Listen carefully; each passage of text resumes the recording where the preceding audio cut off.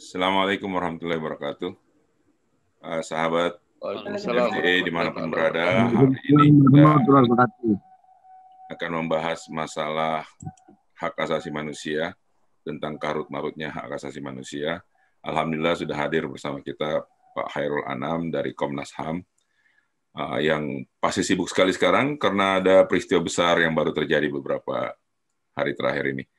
Silakan Mas Hersu dimulai. Mas Hersu juga ada menulis tentang masalah HAM yang istilahnya apa ya? Politik jalan buntu ya, Mas Hersu ya. Nah ini mudah-mudahan dengan jalan buntu, dengan hadirnya Pak Khairul ini, nggak buntu lagi nih Mas Hersu. Silakan. Ya. Bismillah. Ya. Assalamualaikum warahmatullahi wabarakatuh. Waalaikumsalam. Ya. Waalaikumsalam warahmatullahi wabarakatuh. Selamat malam, selamat sore, selamat pagi. Ya, jadi ini karena memang teman-teman dari 5 benua, jadi menyapanya beda-beda gitu. Ada yang paling malam di Australia, mungkin ada yang bergabung. Kemudian ada di Asia, Oceania, ada di Eropa, dan kemudian North Afrika, kemudian di Middle East, dan juga di teman-teman di Amerika. Dan di Indonesia ini biasanya bergabung juga teman-teman kita yang dari ujung timur, dari Papua sampai ke Aceh, Banda Aceh, jadi juga ada yang sudah sangat malam, tapi ada yang masih setengah malam. Terima kasih Pak Khairul Anam. Perkenalkan saya Hersun Arif dari Forum News Network. Nah ini memang selalu sering bekerja sama dengan teman-teman Forum Tanah Air, ini Forum Diaspora Indonesia yang berpusat di New York, yang Pak Tata yang menghubungi Anda ya barangkali ya. Nah kita memang akan membahas ini semacam kaleidoskop itu, evaluasi pelaksanaan HAM di Indonesia dalam setahun terakhir gitu. Kalau kita membaca dari indeks di BPS katanya sih meningkat gitu. Tetapi apakah realitasnya seperti itu? Kita akan mulai bicara yang enteng-enteng dulu gitu sebelum yang serius gitu. Evaluasinya sepanjang tahun ini, karena kalau tidak salah Anda ini memang track record-nya sangat panjang di dalam Komnas HAM ini. Karena Anda sebelumnya aktif di LBH ya, jadi bukan baru ya, baru dan juga di Human Rights Working Group, dan saya melihat kalau biodata Anda pernah di Kasum nih ya, betul ya, Mas Khairul Anam ya.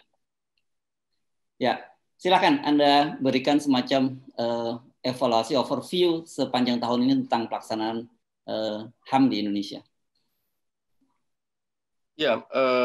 Sebenarnya kalau data macam-macam ini sedang kami siapkan data potret setahun terakhir ini bagaimana kondisi hak asasi manusia, karena itu memang kewajiban Komnas HAM untuk memberikan laporan kondisi tersebut. Cuman memang karena belum jadi terkonsolidasi dengan baik, ini tinggal final, saya bisa ceritakan beberapa hal. Yang pertama adalah basisnya pengaduan.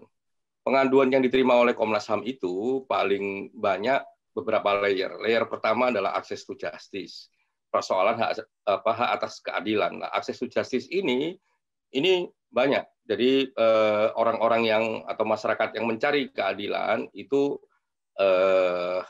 pelayanannya memang masih bermasalah gitu ya. Pelayanannya masih bermasalah dan itu paling banyak dilaporkan adalah kepolisian.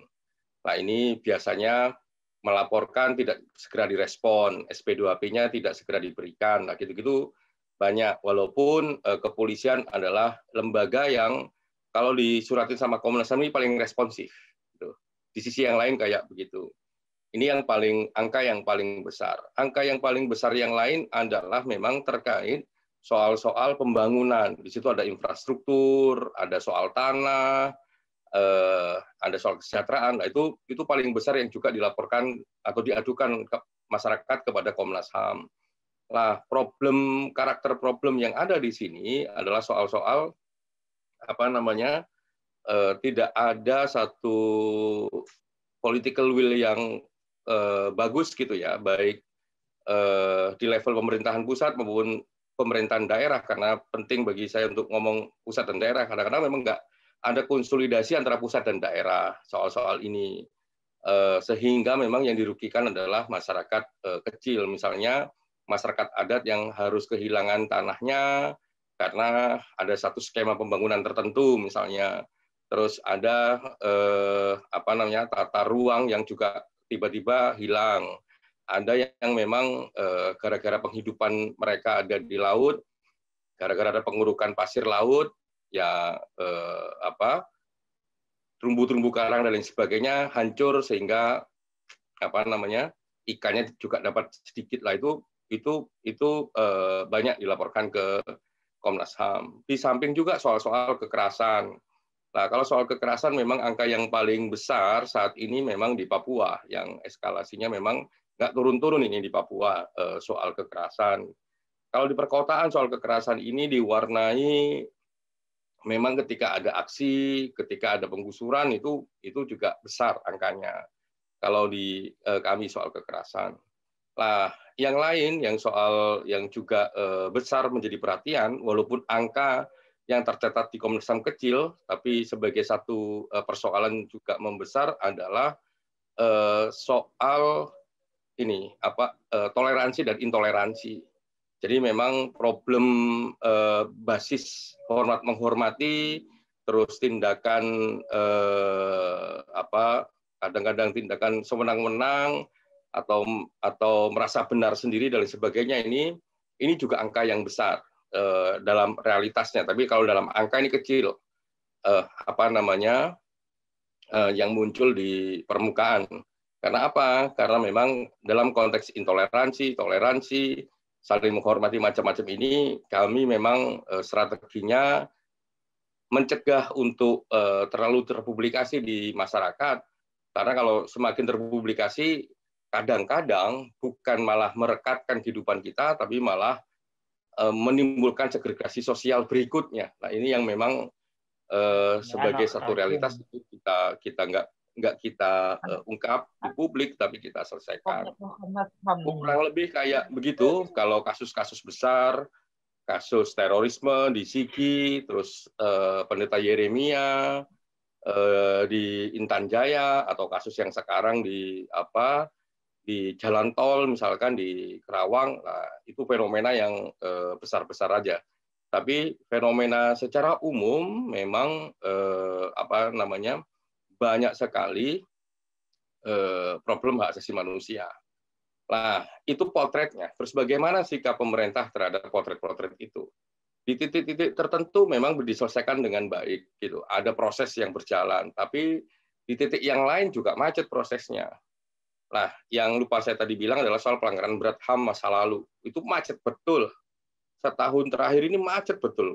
Itu nggak ada progres yang signifikan. Bahkan yang ada adalah mendelegitimasi persoalan tersebut. Jangankan kita berharap untuk maju, tapi yang adalah delegitimasi.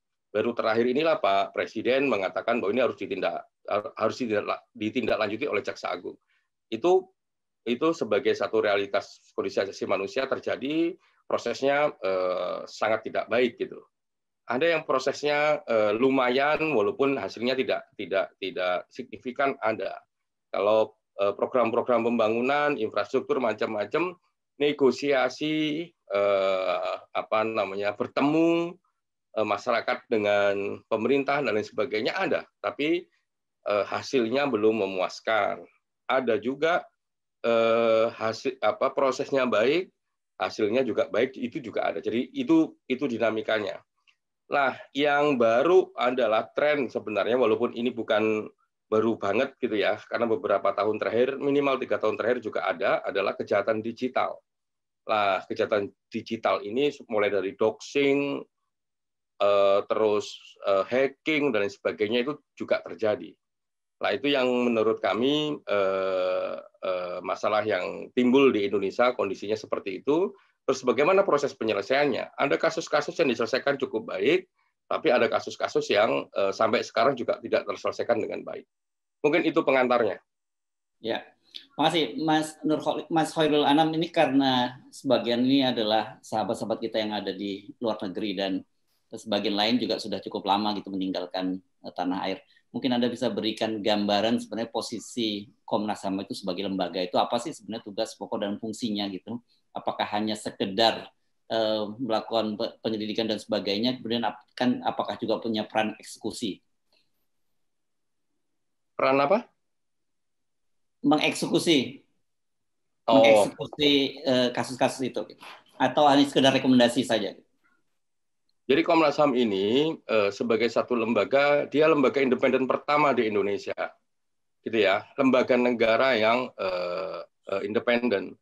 Kalau punya kesempatan kunjungin webnya Komnas HAM, ada sejarah 25 tahun Komnas HAM, itu ada video pendek yang memang kita wawancara beberapa orang yang memang waktu itu nggawangi lahirnya Komnas HAM. Salah satunya adalah mantan Menteri Luar Negeri kita, mantan Pak Hasan Wirayuda, itu juga memberikan statement di sana. Nah, itu bisa satu dalam konteks sejarahnya. Tapi dalam konteks kewenangan, Komnas HAM memiliki Undang-Undang 39 tahun 99, memiliki Undang-Undang 26 tahun 2000, terus memiliki Undang-Undang 40 tahun 2008, terus memiliki Undang-Undang PKS.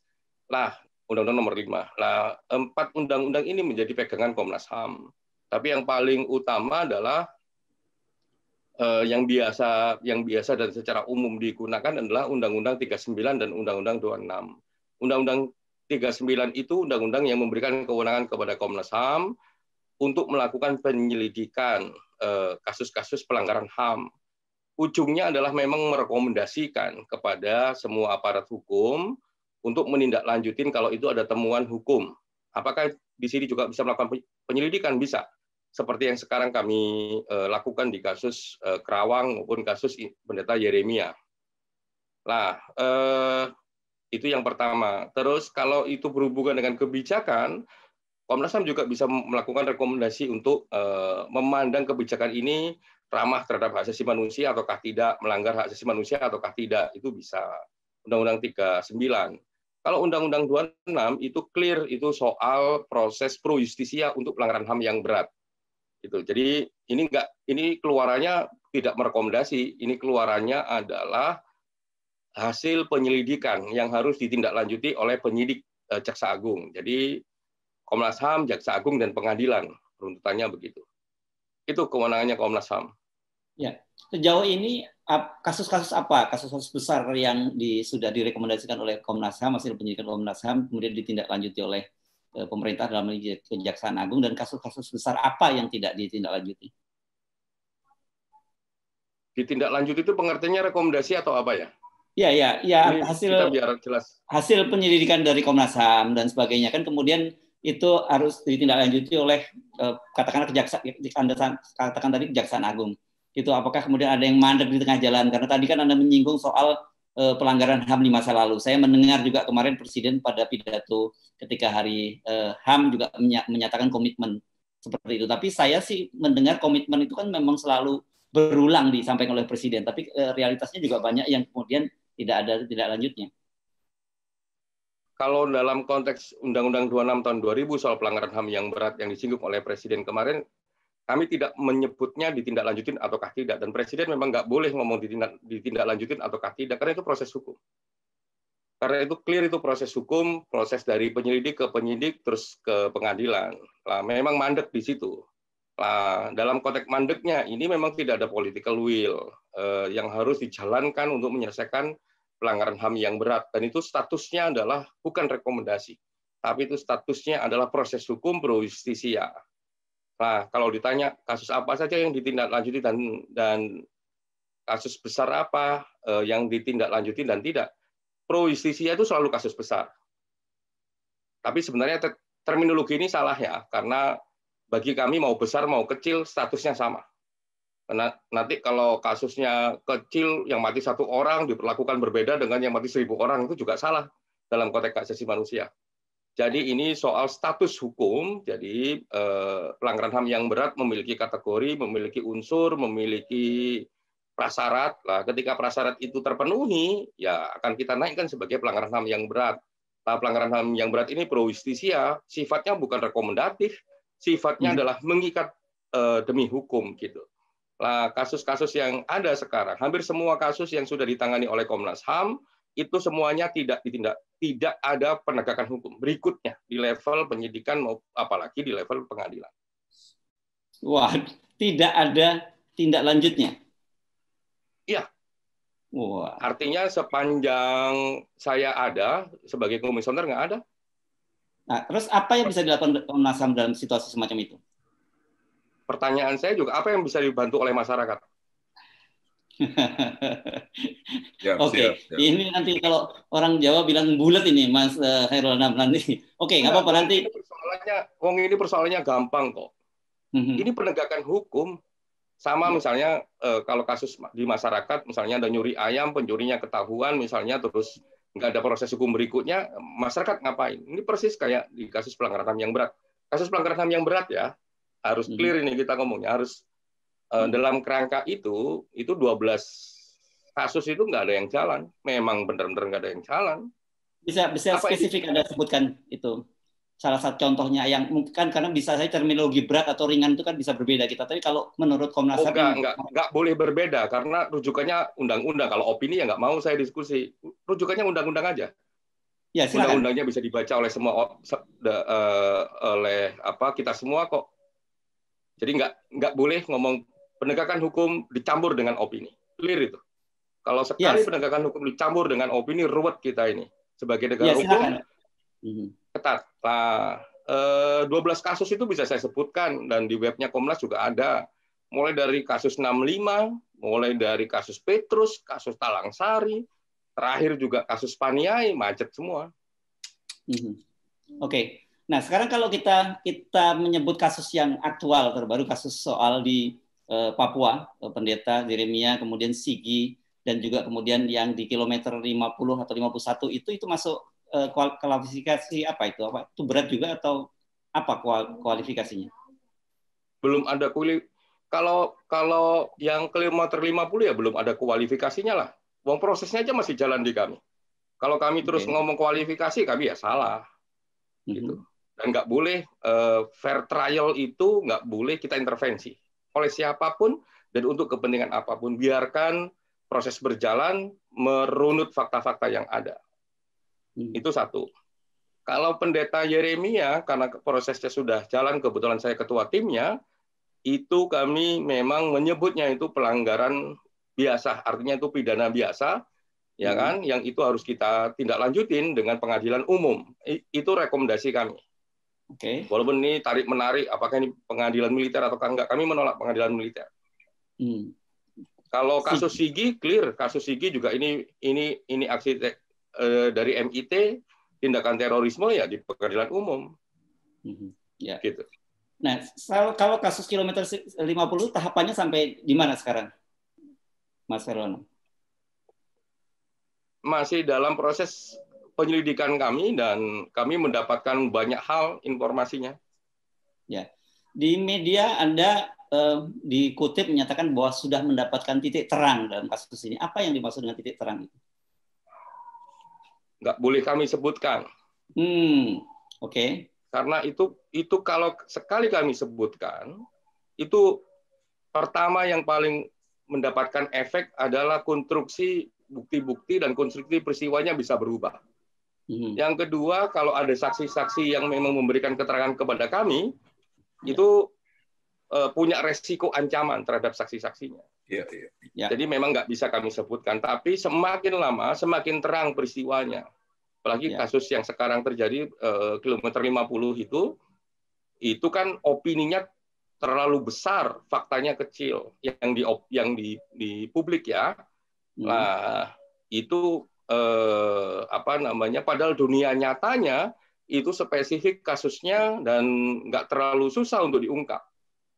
Oh, tidak terlalu susah. Nah, ini menarik ini. Nah, saya juga perlu konfirmasi karena media juga mengutip bahwa kasus ini nanti hasil penyelidikan akan dilaporkan ke presiden. Apakah betul seperti itu? Dan apakah memang prosedurnya? Nggak ada kata dilaporkan. Kami bukan bawahan presiden. Salah itu. Kami bukan bawahan presiden. Kami lembaga negara. Presiden itu pemerintah. Rekomendasi terhadap presiden. Oh, rekomendasi ya. Ya. Jadi karena memang kasusnya Pendeta Yeremia. Ya. Oke, karena ada kasusnya Pendeta Yeremia itu kami tidak melaporkan. Kan kami bukan anak buahnya. Kami ini Komnas HAM itu lembaga negara yang memang sejak awal disetting untuk independen. Ya. Oke, ini menarik karena kita penting sekaligus klarifikasi karena muncul di media simpang siur dan kemudian banyak pertanyaan kenapa mesti dilaporkan kepada presiden ini kan, tapi malam ini clear ya, Anda sebut tidak ada laporan semacam itu ya kepada presiden nantinya. Nggak pernah Komnas HAM memberikan laporan kepada presiden. Perintahnya undang-undang, kalau ini ngomong undang-undang ya, Komnas HAM melaporkan kegiatan aktivitasnya ke DPR dan presiden untuk aktivitas setahun kondisi hak asasi manusia. Jadi bukan kasus per kasus. Kalau kasus per kasus kayak sekarang kita tangani, atau Pendeta Yeremia kita tangani, atau Sigi, atau berbagai kasus yang lain, itu sifatnya kalau di bawah Undang-Undang 39 rekomendasi. Jadi ini lembaga yang memang disetting untuk independen. Kalau laporan itu kan kesannya anak buah atasan. Enggak kayak begitu. Ya. Oke, ini mungkin Anda bisa membantu kita lebih memahami mekanisme dari Komnas HAM. Jadi dalam kasus ini, kan bagaimanapun juga ini menarik perhatian publik, bukan hanya dalam negeri tapi juga internasional. Ini teman-teman di seluruh dunia yang bergabung, kita pada hari juga bertanya. Jadi prosedurnya nanti setelah selesai, ini apa yang akan dilakukan dan bagaimana tahapan berikutnya? Tergantung temuan. Ya. Kalau temuannya memang mengatakan bahwa ada pelanggaran, kita sebut pelanggaran. Kalau temuannya nggak ada pelanggaran, kita sebut tidak ada pelanggaran. Kalau ada pelanggaran, jenis pelanggarannya apa? Sehingga itu menentukan langkah Komnas HAM berikutnya. Gitu. Kalau pelanggarannya bukan pelanggaran HAM yang berat, ya pasti rekomendasinya penegakan hukum, siapapun pelakunya, apapun konstruksinya, ya harus diadili kepada pengadilan. Gitu. Oke. Sekarang ini cukup sebagai sebagai pengantar. Sekarang kita mulai buka diskusi karena ini saya lihat udah mulai banyak yang nanya-nanya. Udah boleh menanya belum? Ya gitu pertanyaannya. Boleh ya Mas Tata, kita udah mulai buka pertanyaan Mas Tata. Ya silakan. Oke. Dibuka ya. Saya juga mau bertanya nih. Oke. Siapa yang apakah Mas Tata sebagai ketua dari Forum Tanah Air, koordinator Forum Tanah Air mendapat kehormatan untuk bertanya yang pertama kali? Masya Allah. Ya, terima kasih. Ini ada juga Mas Kris dari San Francisco udah, tapi saya sebentar saja. Menarik untuk kita dalami pernyataan Pak Khairul yang tadi balik bertanya dan menggelitik gitu. Oke, apa yang bisa dilakukan oleh Komnas HAM? Loh, apa yang bisa dilakukan oleh masyarakat? It's very intriguing question. Nah, kita mau tahu, kita di luar negeri ini, khususnya ya Pak Khairul ya, kita lagi, khususnya Forum Tanah Air ini, kita lagi membuat beberapa video-video dan keterangan-keterangan yang kita sudah translate ke dalam bahasa Inggris. Jadi kita, quote-unquote, pressure parlemen jalanan lah, kayak parlemen virtual gitu kan. Nah, harapan dari Komnas HAM sendiri, kira-kira hal seperti itu cukup atau memang perlukan yang lain? Karena kalau Pak Khairul tahu situasi sekarang kan, khususnya di luar negeri ini, kita di Amerika ini sangat ketat untuk soal PSBB ya, untuk soal turun ke jalan. Seperti dulu kan sering tuh, Pak Khairul pasti tahu ya, kalau ada masalah begitu, waktu banyaklah di depan kantor PBB segala macam teman-teman ya kan menanyakan hal seperti itu. Nah, maksud saya kira-kira konstruksi seperti apa yang diharapkan dari luar negeri dan dari dalam negeri seperti apa? Karena pertanyaan Pak Khairul ini saya betul-betul apresiasi karena tanpa dukungan masyarakat, kelihatannya ya saat ini dalam situasi seperti sekarang ini there is nothing you can do. Karena saya melihatnya konsentrasi dari kekuasaan ini sudah dari hulu ke hilir. Sehingga satu-satunya adalah yang bisa menahan ini adalah masyarakat yang notabene dalam Undang-Undang Dasar kita adalah kedaulatan di tangan rakyat. Jadi ini yang harus mendukung Komnas HAM gitu. Dan saya senang sekali mendengar pernyataan yang tegas dari Pak Khairul.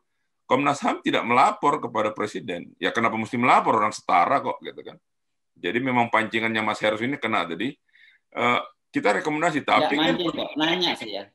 Tapi kan pertanyaan berikutnya gini Pak Khairul. Kita ini tidak melapor, kita merekomendasi. Oke, next question is pernyataan Pak Khairul sendiri. Dari semua yang direkomendasikannya semua stuck. Nah, ini semuanya saling berkait antara apa yang dikerjakan oleh Komnas HAM, bagaimana keadaannya sekarang, dan dukungan masyarakat. Nah, kami siap, Pak Hairul, dari luar negeri, insya Allah ya. Kami siap, kami sudah mulai saat ini, kami sudah membuat beberapa video-videonya dalam bahasa Inggris, nanti kita akan coba koordinasikan dengan Pak Hairul. Bagaimana tanggapan Anda? Maksudnya bagaimana, harapan apa yang Anda, Komnas HAM butuhkan dari dukungan? Karena apakah selama ini dukungannya kurang atau seperti apa? Gitu Pak Hairul, terima kasih. Oke, langsung jawab atau ke Mas Kris di San Francisco? Boleh Mas Kris. Ya, satu lagi ya, Mas Kris ya. Ini Oke, terima wajahnya kasih. nggak nongol nih, Mas Kris. Ayo, nongol dong. Jangan nggak nongol, Mas Kris. Oke, biar Pak Hairul juga kenal. Ini Pak Helmi marah nih kalau nggak nongol kepala nih, dikeluarin nih ntar. Ayo, Bung Kris. Selamat malam ya di Indonesia, Pak Hairul. Saya Kris Komari dari San Francisco. Saya juga members dari FTA. Kebetulan saya in charge di Polhukam. Jadi isu HAM ini sangat penting bagi kami. Saja 2 poin saja, Pak. Komnas HAM itu sebagai lembaga independen memang ada UU-nya. Apakah Komnas HAM itu memiliki namanya subpoena power? Jadi dalam penyelidikan itu tidak akan memiliki banyak kesulitan kalau memiliki subpoena power, karena itu cukup powerful untuk membantu penyelidikan dan penyidikan apapun. Pertanyaan yang kedua, kalau semua kasus-kasus HAM berat itu istilahnya stuck gitu ya, itu kan nggak bagus.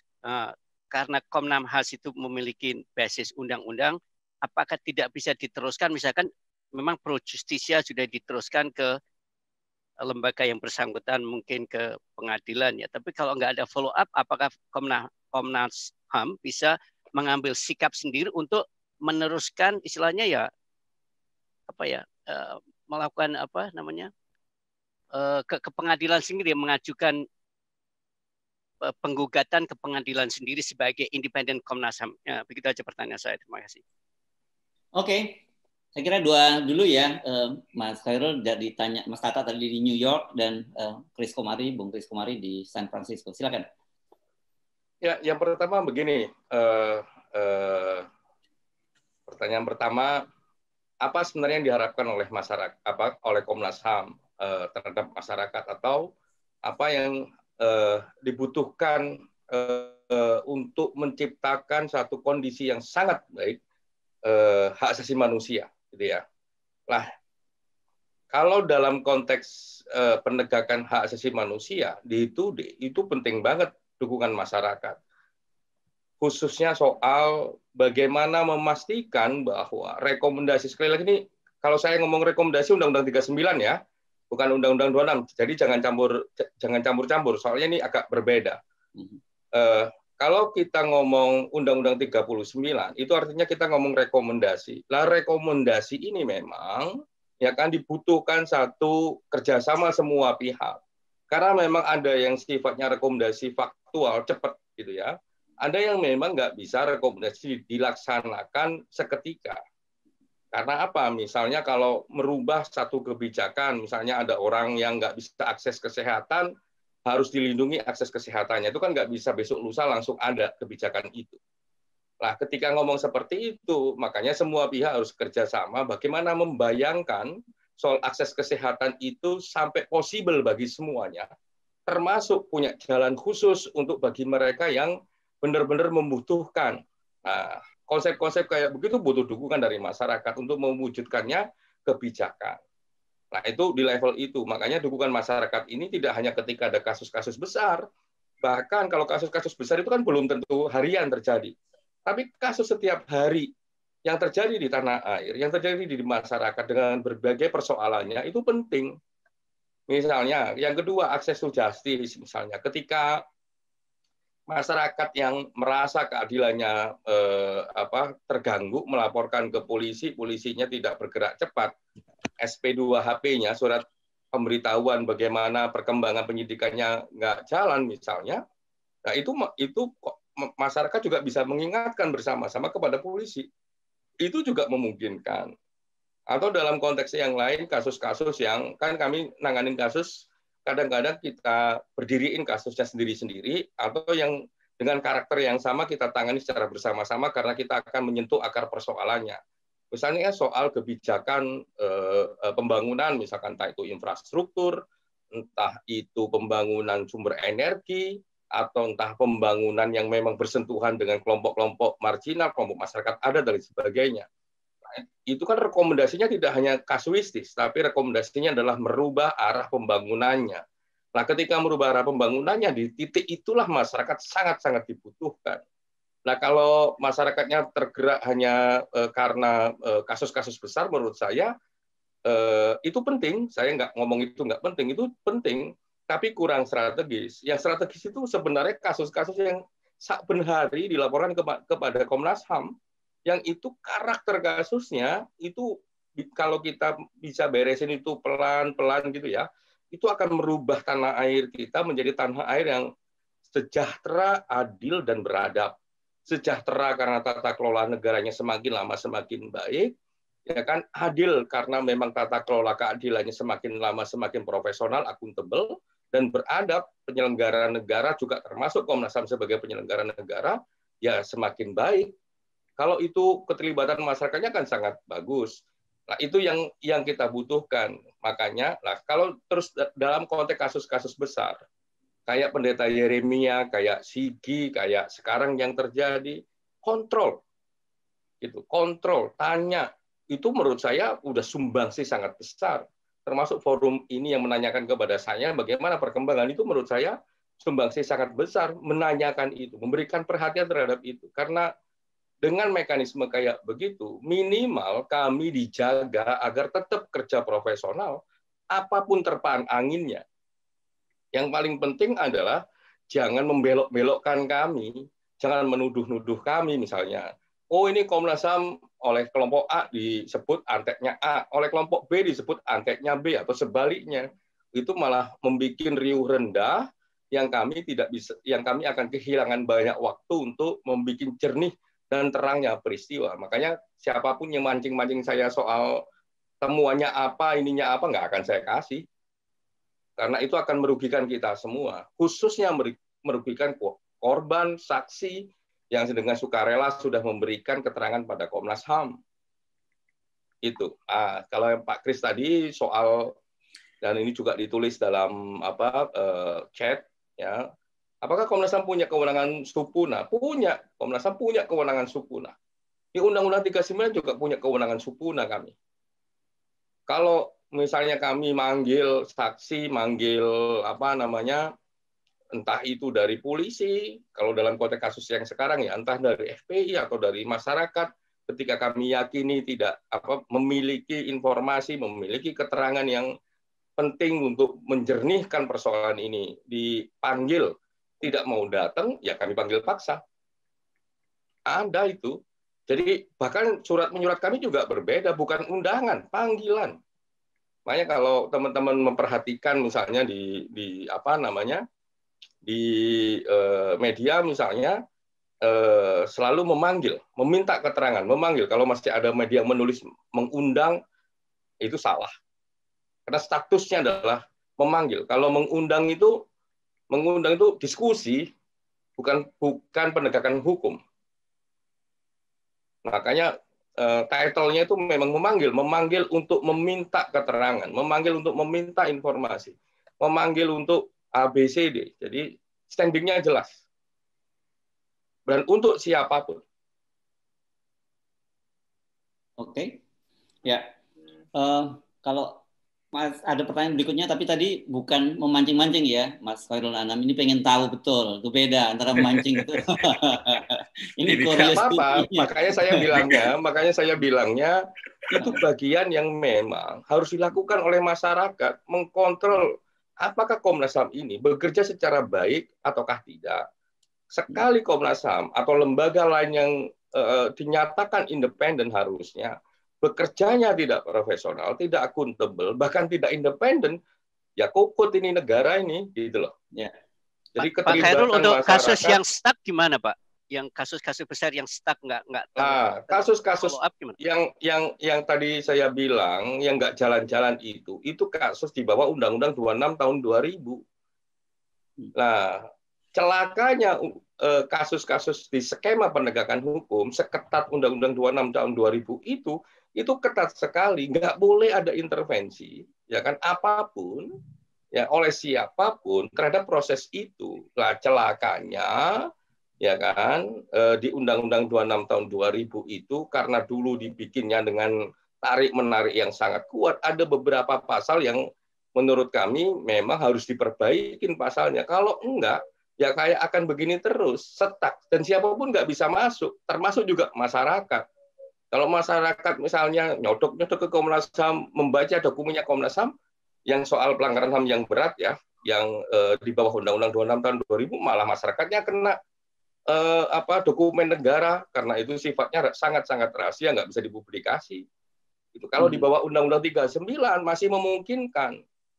Di saat nanti kalau sudah disimpulkan, sudah ada laporan, itu akan dipublikasi. Tapi kalau di bawah Undang-Undang 26 tidak bisa, karena itu proses pro justisia, kecuali dibuka di pengadilan. Nah, itu plus minusnya Undang-Undang 26 tahun 2000 yang ngomong pelanggaran HAM yang berat.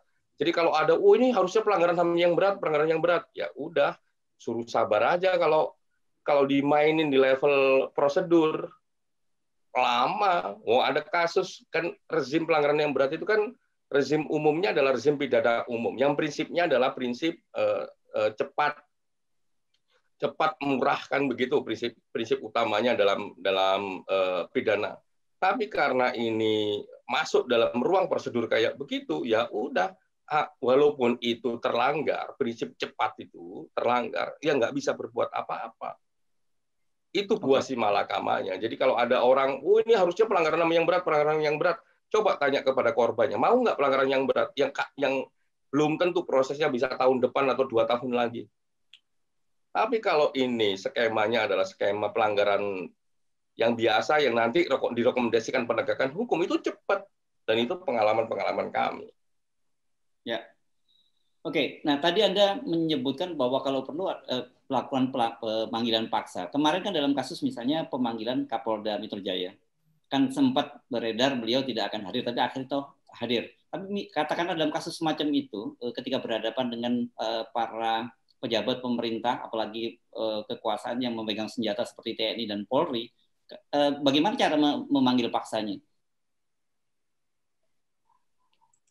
Yang dibayangin oleh teman-teman manggil paksa itu Komnas HAM terus borgol begitu? Bukan, kalau pemanggilan paksa ini negara hukum, ya kan? Ini negara hukum, negara yang memang punya mekanismenya. Makanya ini kita harus jernih nih melihatnya, nggak bisa dicampur-campur. Misalnya begini, biar kita clear ya. Kalau ada ini mohon maaf, ini contoh dan nggak boleh dipakai di forum yang lain. Kalau seandainya ada petugas kepolisian yang melakukan kejahatan, kira-kira yang nangani untuk dibawa ke pengadilan bukan polisi, ya pasti tetap polisi. Karena polisilah yang dikasih mandat untuk penegakan hukum itu sendiri. Sama dengan Komnas HAM, ketika manggil paksa, siapa alat panggil paksanya? Ya polisi, karena polisinya dikasih mandat oleh undang-undang, bahkan oleh undang-undang dasar kita, memang sebagai pilar penegakan hukum. Nah itu pelaksana teknisnya loh ini, bukan kewenangannya. Kewenangannya tetap di Komnas, tapi pelaksana teknisnya siapapun yang ditunjuk oleh undang-undang. Nah, undang-undang kita menunjuknya adalah kepolisian. Nah, itu yang di undang-undang di Indonesia. Nah, bagaimana dengan perkembangan di internasional? Perkembangan di internasional sebenarnya yang butuh dukungan masyarakat luas. Di internasional itu menarik. Jadi beberapa kasus yang memiliki karakteristik khas, ada keterlibatan aparat di dalamnya yang melakukan pelanggaran atau melakukan kejahatan, itu dibuat skema penyidik eksternal yang bukan di luar mereka. Nah, salah satu yang ketat soal ini adalah soal penyiksaan. Jika terjadi penyiksaan, itu rezim hak asasi manusia di internasional, perkembangannya saat ini itu harus disidik oleh eksternal. bukan oleh bagian dari yang kebetulan ada oknum yang melakukannya. Gitu. Cuman ini penyiksaan, yang lain belum. Hanya penyiksaan. Definisi penyiksaan sangat ketat dalam konteks hak asasi manusia. Orang dipukulin belum tentu penyiksaan. Orang dihilangin giginya belum tentu penyiksaan, walaupun yang melakukan itu petugas yang berseragam. Ini penyiksaan dalam konteks definisi hukum loh ya, bukan definisi masyarakat. Oke, silakan kalau masih ada yang lain. Nah, itu kalau masyarakat bisa mendorong kayak begitu, itu akan sangat baik.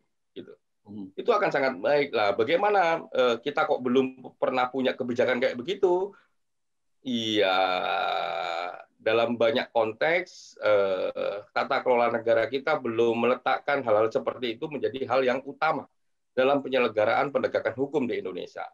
Nah, bagaimana menjadikan itu utama? Ya, ayo kita bersuara bersama bahwa kayak begitu penting, tidak hanya penting bagi kehidupan kita saat ini, tapi juga penting bagi kehidupan anak cucu kita. Ya. Izin nanya, Mas Heru. Masyarakat luar negeri siap-siap, Pak Heru. Ya, Mas Heru. Ini udah ada pertanyaan lagi nih, Pak. Mas Heru, sudah banyak yang ngantri nih. Ya, silakan. Boleh saya bertanya? Itu ada Mbak Nina dulu ya. Tadi suara Bang siapa? Bang Helmi dulu atau siapa? Bang Helmi tadi ya? Enggak, ini tadi Mbak Nina udah ngantri, kasihan. Nanti itu belakangan dulu. Siapa sih tadi? Mbak Nina, silakan. Kemudian saya nggak tahu, Pak Mehmet ya. Silakan Mbak Nina.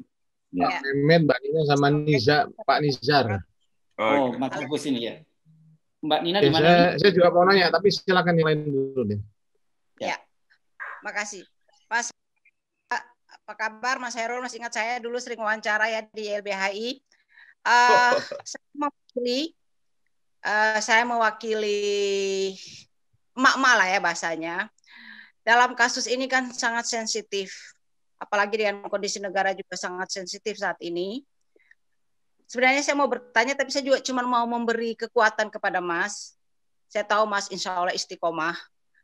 Dan saya kenal Mas cukup lama. Tapi kalau mungkin lihat langsung bisa langsung ingat saya. Artinya gini loh Mas, tolong jabatan amanah yang sekarang Mas pegang ini benar-benar dipegang dengan apa ya? Dengan benar-benar dengan hati dan iman. Karena kasus ini sangat sensitif. Ya, kasus ini sangat sensitif dan semua orang terus terang banyak yang pesimis dengan kerja Komnas HAM. Apalagi kita tahu seperti tadi Mas sendiri bilang banyak kasus-kasus selesai dengan tidak ngambang gitu, dan itu kasus-kasus yang tetap menyangkut nyawa orang, banyak banget nyawa-nyawa orang ada di sana. Entah saya kenal semua ketua Komnas HAM karena saya juga lama di lapangan sebagai wartawan. Tapi insya Allah kali ini saya yakin Komnas HAM punya gigi. Jangan sampai tidak bergigi. Karena kita sekarang disorot dunia. Seperti hari ini kita tahu dari kedubes Jerman katanya juga datang ke FPI. Artinya tolonglah dunia sudah melihat kita. Jangan sampai kita dilecehkan, kita diketawain, Indonesia begitu lagi. Semua kasus-kasus tentang kemanusiaan selesai dengan tidak ada artinya apa-apa gitu. Jadi tolong Mas, apakah ini hanya sebagai ini ya, memberi kekuatan kepada Mas, insya Allah Mas Oiril yang saya kenal begitu lama, istiqomah dan jujur, jangan sampai dapat intervensi dari mana-mana, tidak usah takut Mas, masyarakat ada di balik Mas. Itu. Kedua, kalau sampai mentok kasus ini, apakah, ya saya nggak tahu walau-walau mentok karena kenapa, banyak hal bisa terjadi di dunia ini, apakah akan meminta pertolongan dari Komnas HAM dunia? Itu aja, terima kasih banyak. Terima kasih Mbak Nina. Mbak Nina di Jakarta ya? Iya, sorry, saya di Jakarta, Pak. Oke. Mungkin berikutnya Pak Mehmet ya. Silakan Pak Mehmet.